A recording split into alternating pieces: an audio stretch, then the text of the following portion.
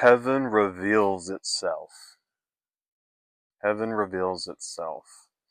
How does heaven reveal itself to you? That's what we're going to talk about today. That'll be the last thing I want to talk about today, point number 5. I have a couple things I'm going to talk about before then, but I want you to already start to think to yourself, how does heaven reveal itself to me? Think about that for a moment. Welcome back. I'm glad you all are here. I finally got my hard copy of the book in the mail. I'm really excited about that. It's really nice. I can get a better view of what I'm studying because I can see the whole thing at once. Point number 1.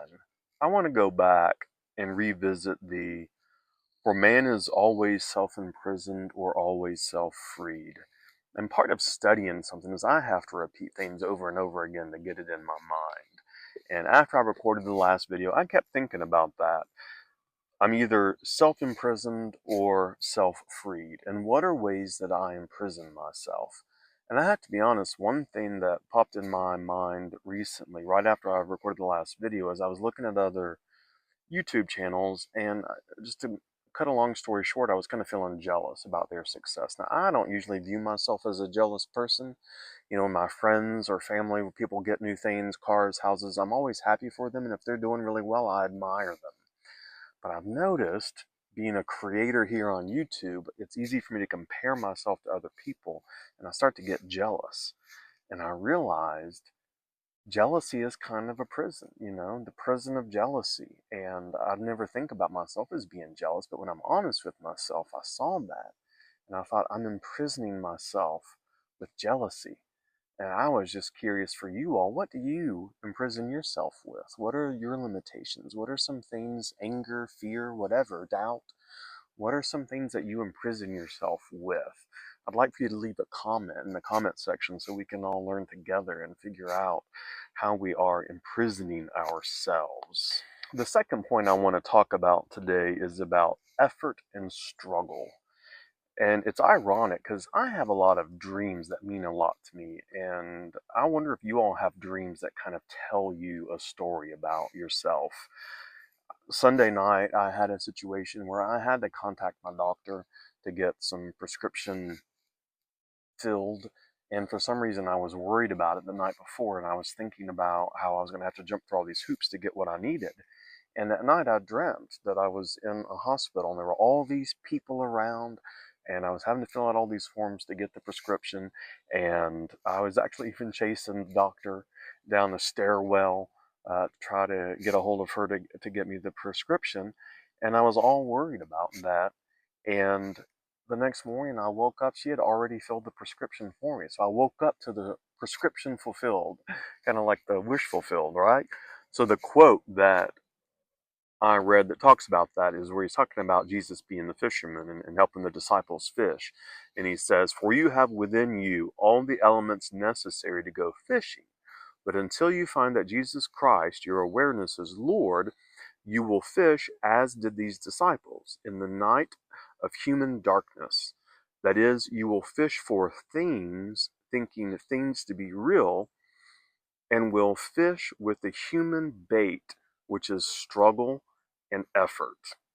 That's what I do. I tend to do that, and that's what I was doing, but I didn't realize the prescription was already fulfilled. But when you discover your awareness of being to be Christ Jesus, you will let Him direct your fishing. I just really like that because I often approach things with effort and struggle. And I don't need to. I don't have to. We don't have to. When we understand what our consciousness is capable of, then we can let go of that need, that idea in our brain that tells us that we need to struggle and everything comes to us through effort. And that's hard in this society. We're taught that, whether you're at work trying to get a promotion, wherever you are, we're taught that struggle is how to get things and you got to work hard to get those goals. And I think instead we have to let go and let those things come to us as heaven reveals itself. The third part I want to talk about is one we talked about last week also, but again, I have to review these things because I need to learn them over and over again. And it's the idea of you must be in the nature of the things asked for before you can receive them. And I think about how even with this channel, I came up with the idea of being the student. Well, as long as I focus on being the student, I am one always searching for the answers, searching for the knowledge. And if I do that, I'm always going to be searching for the knowledge. Instead of that, I already have the knowledge. Kind of like that Yoda quote of do or do not, there is no try. If I'm trying to find the answer, if I'm trying to manifest the things I want to, I'm going to be constantly in a state of trying, and I must be in the nature of the things asked for before I can receive them. So I have to already have them. He talks about that I am, and we'll be talking about that. Um, I already have these things, and I just have to embody that. I think about the YouTube subscriptions. Currently I'm very thankful this channel has 4 subscribers, but you know, what if I had 1,000? What if I had 10,000? What if I had 100,000? What would that feel like? What would it look like? If you were in the nature of things asked for, what would it feel like? What would it be like for you? What would you be doing? Here's the quote for that. Assume the nature of the thing desired by feeling. I am wealthy. I am free. I am strong.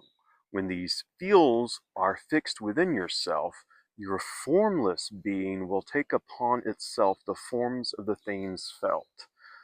And that day, when I was thinking about that, I was thinking about, what does this formless self mean? Is that my higher self? Is it my higher power? Is it my self in this consciousness that is healthy, that is wealthy, that is happy, that does have the 100,000 subscribers? That is this formless self, and I want to learn how to embody that. I think that's the key that Neville's teaching, at least me, I hope us, the idea. So what does that formless self mean to you? Is that someone that's in the future, or is it someone that we embody now based on that future? How do we become that person, that formless self? How do we make that in our lives today?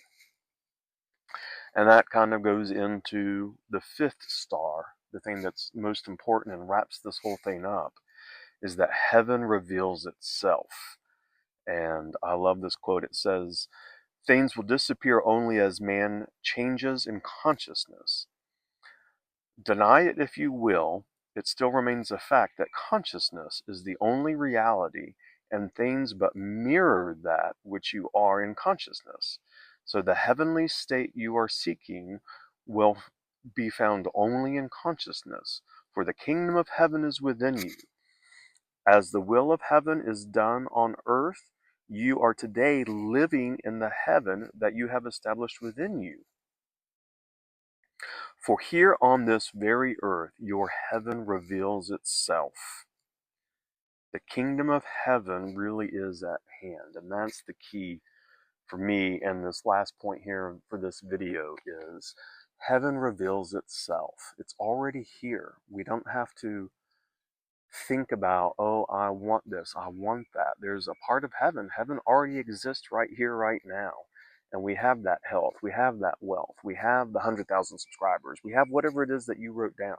Write down in the comment section what that means for you. What is your heaven? What does it look like? Maybe it's a relationship with someone that you know, or whether it's a romantic relationship, or having better relationships with your family, whatever it is, your children. Write down in the comment section what your heaven looks like. I want to know, and what I want us to do is enjoy this journey together. I want us to teach each other. I want to hear what you all think about this stuff. But as you put down what your heaven is, let's look at that. Let's think about what will happen a year from now when we do that. I had a dream also about that topic. I dreamt that I was at Davidson College. It's where I went to college. And I had this dream that I was in this little tiny dorm room, and it was cluttered full of stuff. And the hall monitor guy, and the hall, I forgot what we called them in college, but there was someone that lived on the hall with us, kind of like a hall monitor. But he came to my dorm room in the dream and said, "What are you doing in this little tiny dorm?" And I was like, "Well, I've been living here all year." He's like, "This isn't your dorm room. Come, let me show you your dorm room."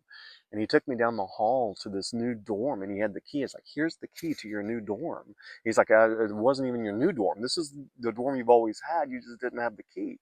Here it is." And we opened up the dorm, and it was this huge, beautiful dorm room that had this solarium, and I could look out at it, and it was full of nature and trees, and it was just so beautiful and huge.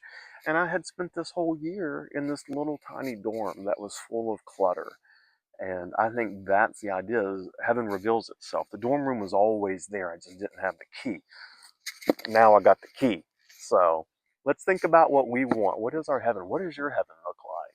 Let me know. Leave a comment, because I'd like for us a year from now to look back at this video and say, wow, look at what all happened. Look what all I accomplished. Look at what you accomplished. So thank you all for taking this journey with me. Please leave comments also and let me know what you want to study next. What are some points that you want us to cover and talk about together? What are some things that you struggle with and I should make a video talking about based on these books? So thank you all so much for joining me. I really do appreciate it. It means a lot to me.